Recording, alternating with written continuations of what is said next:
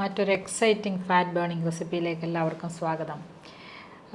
LK diet പ്ലാനിൽ morning ബ്രേക്ക്ഫാസ്റ്റായിട്ട് എപ്പോഴും ഈ മുട്ടയുമായിട്ട് ബന്ധപ്പെട്ട റെസിപ്പികളാണ് ഞാൻ കാണിക്കുന്നത്. അല്ലെങ്കിലും രാവിലെ മുട്ട, ഉച്ചയ്ക്ക് മീൻ, രാത്രി നാടൻ കോഴിയിറച്ചിയോ നാടൻ മട്ടണോ ഒക്കെ ഉണ്ട് നമ്മളുടെ ഈ LK ഡയറ്റ് പ്ലാനിൽ. ഇത് ഇൻസുലിൻ റെസിസ്റ്റൻസ് കുറയ്ക്കാൻ ഏറെ പര്യാപ്തമായ ഒരു റെസിപ്പി, അതായത് ഒരു PDF ഫയലാണത് എൻ്റെ LK ഡയറ്റ് പ്ലാൻ. അപ്പോൾ ശരിക്കും പറഞ്ഞാൽ 10-20 വർഷമായിട്ട് ഇതിൻ്റെ പുറകെയായിരുന്നു ഞാൻ. അതിൻ്റെ ഭാഗമായിട്ട് അതിൻ്റെ ഒരു ഫൈനൽ കൾമിനേഷൻ പോയിന്റിലാണ് എനിക്ക് LK ഡയറ്റ് പ്ലാൻ എന്നുള്ള ഒരു ആശയം ഉണ്ടായതും അത് ഈ കാലഘട്ടത്തിൻ്റെ ഏറ്റവും വലിയ ആവശ്യമായി മാറിയതും. കാരണം ഇപ്പോൾ ഉള്ള ഒട്ടുമിക്ക അസുഖങ്ങളുടെയും പിന്നിലുള്ള കാര്യം ഇൻസുലിൻ റെസിസ്റ്റൻസ് ആണ്. നിങ്ങൾ പോളിസിസ്റ്റിക് ഓവറി ആവട്ടെ, ഫാറ്റി ലിവർ ആവട്ടെ, ഒബീസിറ്റി ആവട്ടെ, പ്രമേഹമാവട്ടെ, അതുപോലെ പെരിഫറൽ ന്യൂറോപ്പതി, വാസ്കുലോപ്പതി, പെരിഫറൽ നംനസ്, ഇതെല്ലാം തന്നെ ഇതിൻ്റെ പ്രധാനപ്പെട്ട കാര്യം ഇൻസുലിൻ റെസിസ്റ്റൻസ് തന്നെയാണ്. അതുവഴി ഉണ്ടാകുന്ന ഇൻഫ്ലമേഷൻ, അങ്ങനെ വളരെയധികം കാര്യങ്ങൾ ഇതുമായിട്ട് ബന്ധപ്പെട്ടുണ്ട്. അപ്പോൾ അതുകൊണ്ട് തന്നെ നമ്മളുടെ ആഹാരത്തിൽ അങ്ങനെ ഒരു ഇൻസുലിൻ റെസിസ്റ്റൻസ് കുറയ്ക്കാനുള്ള മൊത്തത്തിൽ കലോറി മൂല്യം കാർബോഹൈഡ്രേറ്റ്സിൽ നിന്ന് കുറച്ചുകൊണ്ട്, അതായത് അന്നജത്തിനകത്തു നിന്നും ഉള്ള കലോറി മൂല്യം കുറച്ചുകൊണ്ട് പോഷകങ്ങളും അതുപോലെ നല്ല പ്രോട്ടീനും നല്ല കൊളസ്ട്രോളും പ്രൊവൈഡ് ചെയ്തുകൊണ്ടുള്ള എല്ലാത്തരം ന്യൂട്രിയൻസും പ്രൊവൈഡ് ചെയ്തുകൊണ്ടുള്ള റെസിപ്പികൾ, പാചകക്കുറിപ്പുകളാണ് നമ്മളിപ്പോൾ കാണിച്ചുകൊണ്ടിരിക്കുന്നത്. അതിൽ ഇന്നത്തെ വളരെ വളരെ എക്സലൻ്റ് ആയിട്ടുള്ളൊരു റെസിപ്പിയാണ് ഇത്. വളരെ ഫാസ്റ്റായിട്ട് ഉണ്ടാക്കാം. ഏത് മനുഷ്യർക്കും ഈ ഇമ്മീഡിയറ്റ് ആയിട്ട് വീട്ടിൽ ഉള്ള സാധാരണയുള്ള ചേരുവകൾ വെച്ച് തയ്യാറാക്കാവുന്നതാണ്. അതുമാത്രമല്ല ഇത് ഒരു ഭക്ഷണം തന്നെയാണ്. രാവിലെ നിങ്ങൾക്ക് വേറെ ഒന്നും കഴിക്കേണ്ട ആവശ്യം വരുന്നില്ല. ഇത് കഴിച്ചു കഴിഞ്ഞാൽ അത്രയ്ക്ക് വയറ് നിറയും. പിന്നെ ഇതിൻ്റെ ദഹന സമയം വളരെ കൂടുതലാണ്. ഇതാണ് ഏറ്റവും പ്രധാനം.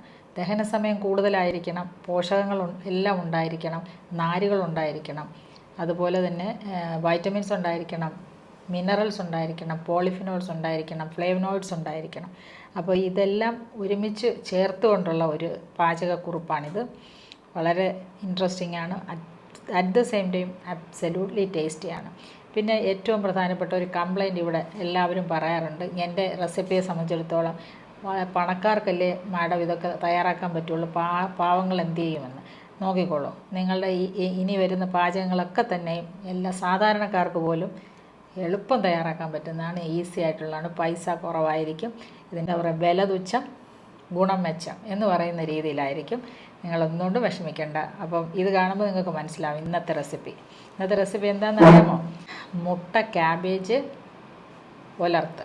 ഓക്കെ, അപ്പം ചിലരൊക്കെ തയ്യാറാക്കുന്നുണ്ടാവും, എന്നാലും ചില വ്യത്യാസങ്ങൾ ഇതിനകത്തുണ്ട്. അപ്പോൾ അതുകൊണ്ട് നിങ്ങൾ എന്തായാലും ഇത് ഒരു നേരത്തെ ഭക്ഷണമായിട്ട് രാവിലെ ഉണ്ടാക്കി കഴിക്കുക. എന്നിട്ട് ഒരു ഇഡലിയോ ഒരു ദോശയോ ഇതിനോടൊപ്പം കഴിക്കുക വേണമെങ്കിൽ. ഇത് വളരെ വയറ് നിറച്ച് കഴിക്കണം. ഓക്കെ, എന്നിട്ടൊരു ലൈം ജ്യൂസും കുടിച്ചു കഴിഞ്ഞാൽ നിങ്ങളുടെ ഇൻസുലിൻ റെസിസ്റ്റൻസ് കുറഞ്ഞിരിക്കും, ഷുഗർ ലെവൽ നന്നായിട്ട് കുറഞ്ഞിരിക്കും. ഇൻസുലിൻ എടുക്കുന്നവരൊക്കെ ശ്രദ്ധിച്ച് വേണം ഇങ്ങനത്തെ എൻ്റെ പാചകത്തിലേക്ക് വരുമ്പം, കാരണം ഇൻസുലിൻ്റെ ആവശ്യകത വളരെ കുറയും. ഓക്കെ, അപ്പോൾ എന്തൊക്കെയാണ് ചേരുവകളെന്നും അതെങ്ങനെ തയ്യാറാക്കുന്നതെന്നും നമുക്ക് നോക്കാം.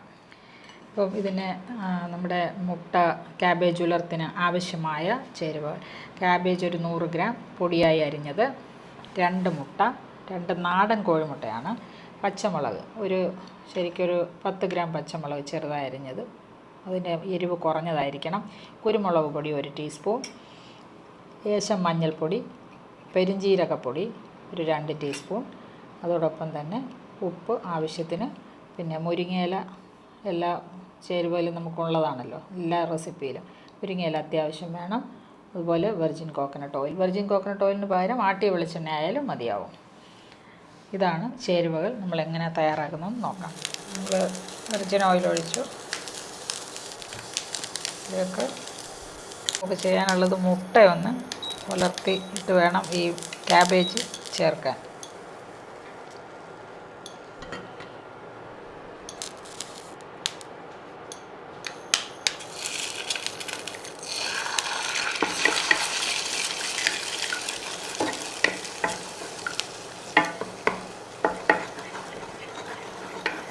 നന്നായിട്ട് സ്ക്രാമ്പിൾഡാക്കി എടുക്കണം, അല്ലെങ്കിൽ ഇത്തിരി വേവുന്നതിന് മുമ്പേ തന്നെ നമുക്ക് ക്യാബേജ് ഇടാം.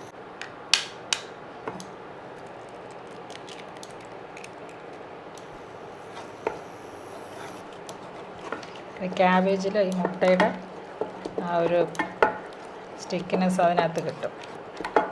അതാണ് അതിൻ്റെ ടേസ്റ്റ്. ലേശം ഉപ്പിട്ടിട്ടുണ്ട്.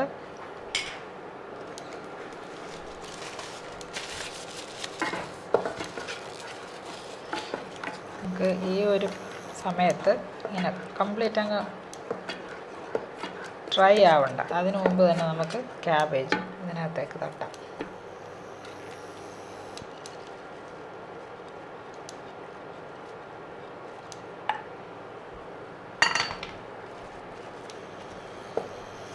ക്യാബേജിന് ഈ മുട്ടയുടെ ഒരു കോട്ടിങ് വരണം. അതാണ് അതിൻ്റെ ടേസ്റ്റ്.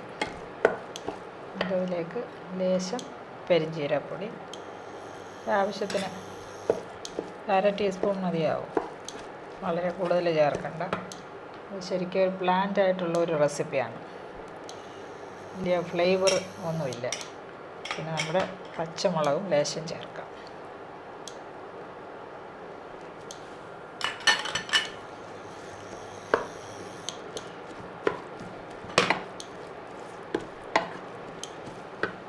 കുരുമുളക് പൊടി ലേശം 1 ടീസ്പൂണൊക്കെ ചേർക്കാം.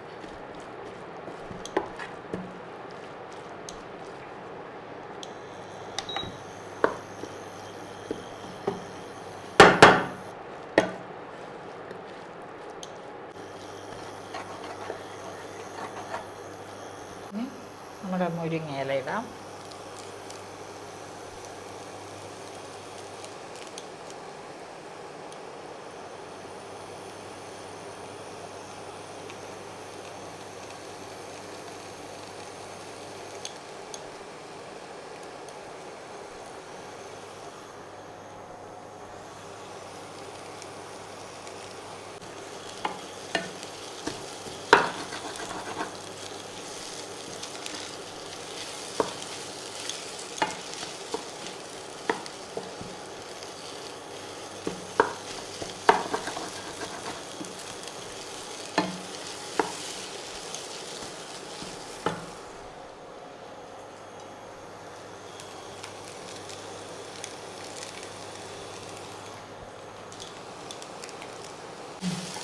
കുറച്ചൊന്ന് ഡ്രൈ ആക്കി എടുക്കണം.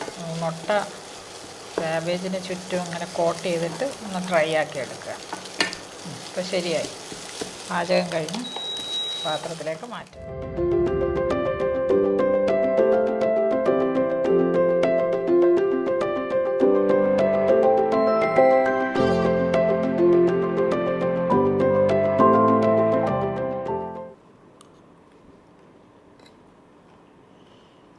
ഇത് ഈ മുട്ട പുറത്ത് കോട്ട് ചെയ്തിരിക്കുന്നത് കൊണ്ട് നല്ല ക്രഞ്ചി ക്രിസ്പി ആയിട്ടിരിക്കുകയാണ് ക്യാബേജ്. അപ്പോൾ ശരിക്കും ക്യാബേജിൻ്റെ ഗുണങ്ങൾ അതുപോലെ തന്നെ പ്രിസർവ് ചെയ്തിട്ടുണ്ട്. ഇങ്ങനെ വേണം ശരിക്കും ഒരു റെസിപ്പി തയ്യാറാക്കാനെന്നുള്ളതാണ് എൻ്റെ അഭിപ്രായം. കാരണം പോഷകമൂല്യം അതുപോലെ ഇൻറ്റാക്റ്റാണ്. ക്യാബേജിൽ വളരെയധികം പോഷകങ്ങളുണ്ട്. വൈറ്റമിൻ സിയും നഷ്ടപ്പെടാതിരിക്കണമെങ്കിൽ ചൂട് കൊണ്ട് ഒത്തിരി ചൂടിൽ നമ്മൾ പാചകം ചെയ്യരുതെന്നാണ്. വൈറ്റമിൻ സിയുടെ കലോറിയാണ്. ക്യാബേജിൻ്റെ കലോറിഫിക് മൂല്യം എത്രയാണെന്നറിയോ? വെറും 25 100 ഗ്രാമിൽ. അപ്പോൾ നമ്മൾ ഈ എടുത്തതിനകത്ത് 100 ഗ്രാമിൽ 25 കലോറിയേ ഉള്ളൂ. അതോടൊപ്പം തന്നെ ഈ മുട്ട അതിനേക്കാൾ, ഇതിനകത്ത് ഒരു മുട്ടയിൽ ഏകദേശം 50 ഗ്രാമാണ് മുട്ട. അപ്പോൾ ഇത് 2 മുട്ടയുണ്ട്, ഏകദേശം 100 ഗ്രാമില്ല. ചെറിയ മുട്ട ആയതുകൊണ്ട് ഒരു 80 ഗ്രാം കാണും. അപ്പോൾ അതിനകത്തുള്ള കലോറി മൂല്യം എന്ന് പറയുന്നത് തന്നെ വളരെ കുറവാണ്. 70 ഒക്കെ കാണും. 70 ഇപ്പോൾ 70 ആകെ 100 കലോറിയേ ഇതിനകത്ത് ഏകദേശം വന്നിട്ടുള്ളൂ. മുരിങ്ങയില ഒരു ചെറിയ 10 ഗ്രാം പോലും ഇല്ലല്ലോ. പിന്നെ ബാക്കി മസാലപ്പൊടികളാണ് വളരെ ചെറിയ അളവിൽ. പച്ചമുളക് ചേർക്കുമ്പോൾ നിങ്ങൾ ശ്രദ്ധിക്കണം. കാരണം ഈ പച്ചമുളക് ചിലപ്പോൾ ഇതിൻ്റെ കൂടെ മിക്സപ്പായി കിടക്കുമ്പോൾ ചവയ്ക്കാൻ പ്രശ്നം ഉണ്ടാകും ചവച്ചാൽ. അപ്പോൾ അതുകൊണ്ട് പച്ചമുളക് വളരെ കുഞ്ഞായിട്ട് അരിഞ്ഞിടുക. അതല്ലെങ്കിൽ മുളക് പൊടി ഇട്ടാലും മതി. വലിയ എരിവ് ഇഷ്ടമില്ലാത്തവർക്ക് ലേശം മുളക് പൊടിയോ കുരുമുളക് പൊടിയോ ലേശം ഇട്ടാൽ മതി. കുരുമുളക് പൊടി മാത്രമായാലും മതി. അപ്പം ഏറ്റവും പോഷകപ്രദമായ ഒരു റെസിപ്പിയാണിത്. അതോ വയറ് പെട്ടെന്ന് നിറയും. അതാണ് ഇതിൻ്റെ ഏറ്റവും പ്രധാനപ്പെട്ട കാര്യം. കാരണം ഇതിനകത്ത് നല്ലവണ്ണം ഫൈബറുണ്ട്. ഏറ്റവും നല്ല ഒരു ഫാറ്റ് ബേണിംഗ് പച്ചക്കറി, അതായത് നമ്മളുടെ ഇൻസുലിൻ റെസിസ്റ്റൻസ് കുറയ്ക്കാൻ, പ്രമേഹത്തിന് ഏറ്റവും പറ്റിയ ഒരു കീറ്റോ ഡയറ്റ് തന്നെയാണിത്. കീറ്റോ ഡയറ്റ് എന്ന് പറഞ്ഞു കഴിഞ്ഞാൽ ഇതിനകത്ത് കലോറി, കാർബോഹൈഡ്രേറ്റിൽ വളരെ കുറവാണ്. എന്നാൽ പ്രോട്ടീനും അതുപോലെ ഫൈബറിന് വേണ്ടിയാണ് ഞാൻ ഈ മുരിങ്ങയില ഇട്ടതും ക്യാബേജ് തയ്യാറാക്കി ചേർത്തതും. ഓക്കെ, അപ്പോൾ ഇതെല്ലാം തന്നെ ഒരു full meal by itself എന്ന് ഞാൻ വീണ്ടും വീണ്ടും പറയുന്നു. ഇത് ഒരു നേരത്തെ ഭക്ഷണമായിട്ട് തന്നെ നിങ്ങൾക്ക് രാവിലെ കഴിക്കാം. ഇതോടൊപ്പം വേണമെങ്കിൽ ഇതിപ്പം മോർണിംഗ് ബ്രേക്ക്ഫാസ്റ്റാണ്. അപ്പം ഓരോ നേരത്തെയും ഭക്ഷണത്തിൽ നമ്മളുടെ LK ഡയറ്റിലുള്ള റെസിപ്പികളാണ് ഞാനിങ്ങനെ തയ്യാറാക്കി കാണിച്ചുകൊണ്ടിരിക്കുന്നത്. നിങ്ങൾക്ക് വെറൈറ്റിക്ക് വേണ്ട, variety is the spice of life എന്നല്ലേ. അപ്പോൾ ഒരെണ്ണം ഒരു ദിവസം ഇപ്പം ഒരു തരത്തിൽ എഗ് റെസിപ്പി ആണെങ്കിൽ പിറ്റേ ദിവസം വേറൊരു എഗ് റെസിപ്പി. മുട്ട തന്നെ ഇങ്ങനെ പുഴുങ്ങി ഇങ്ങനെ കഴിക്കുമ്പോഴത്തേക്കും ഭയങ്കര ബോറല്ലേ. അപ്പോൾ അതിന് പകരം ഇതുപോലെ പച്ചക്കറികളൊക്കെ ചേർത്തിട്ട് ഒരു നല്ല കോമ്പിനേഷനിൽ എപ്പോഴും തയ്യാറാക്കി കഴിക്കാൻ ശ്രമിക്കുക. നിങ്ങൾക്ക് ഇത് ഇഷ്ടപ്പെട്ടെങ്കിൽ നിങ്ങൾ കമൻറ്റ് ചെയ്യുക, ലൈക്ക് ചെയ്യുക, അതുപോലെ തന്നെ ഇത് ഷെയർ ചെയ്യാനും മറക്കരുത്. ഓക്കെ, നമുക്ക് വീണ്ടും കാണാം.